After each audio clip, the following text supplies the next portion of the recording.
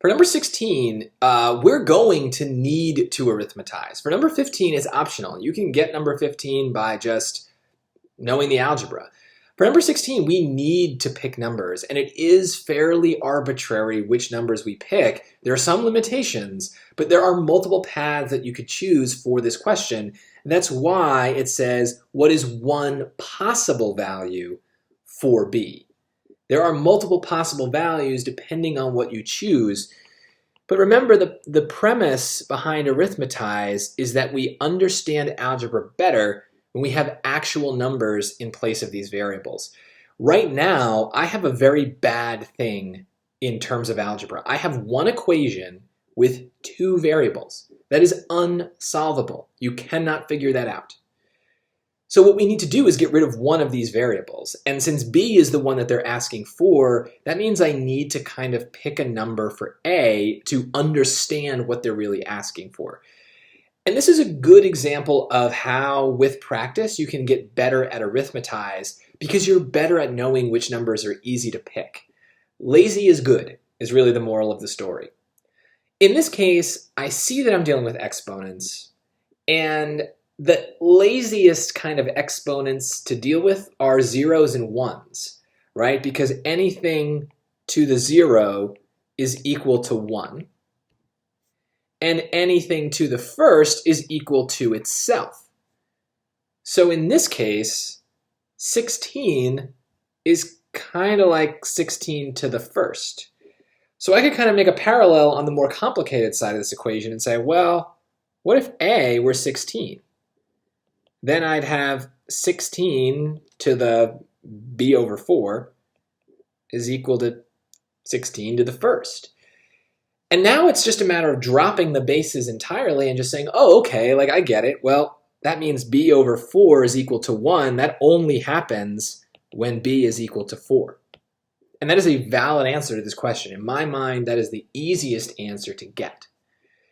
Your brain may go in a different direction, though. That's totally fine. A lot of people, when they see the number 16, they think of 4 squared.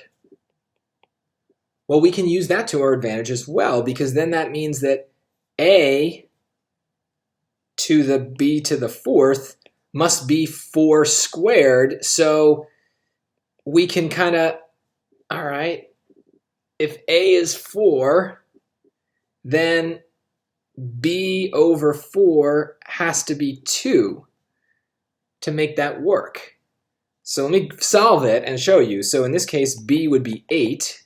So if we rewrote the original equation with that in there, it would be A was 4, so that's 4 to the 8 over 2 equals 16.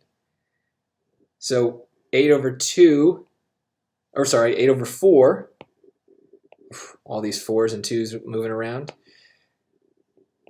So 8 divided by 4 is 2, 4 squared is indeed 16. So if that's confusing to you, then yeah, fine, that's a little confusing.